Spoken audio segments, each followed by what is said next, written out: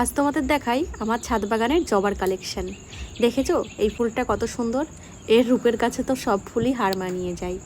যাই হোক, তারপর আমি অনেক অনেক অনেক জবা দেখাবো তোমাদের। আর এই সমস্ত জবা কিন্তু আমার সব ছাদ বাগানের।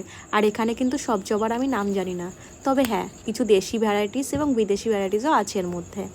তবে সবকটা তো আমি নাম জানি না, তাই আমি আর একটাও নাম বললাম না। এখানে দেখো এই যে হোয়াইট কালারের, এটা কিন্তু আমি বলবো জবা না, কিন্তু জবার মতনই আবার দেখতে।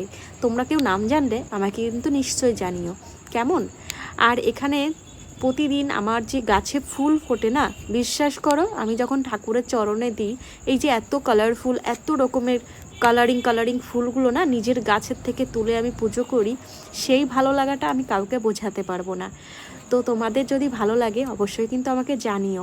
আর এখানে আমি শুধুমাত্র একদিনেরই যত ফুল ফুটেছে আমি সেটারই পোস্ট করেছি। প্রতিদিন তো সব গাছের ফুল ফোটে না, তবে এখানে অনেক অনেক আরও গাছ আছে, আমার 100+ আমার ছাদ বাগানে গাছ।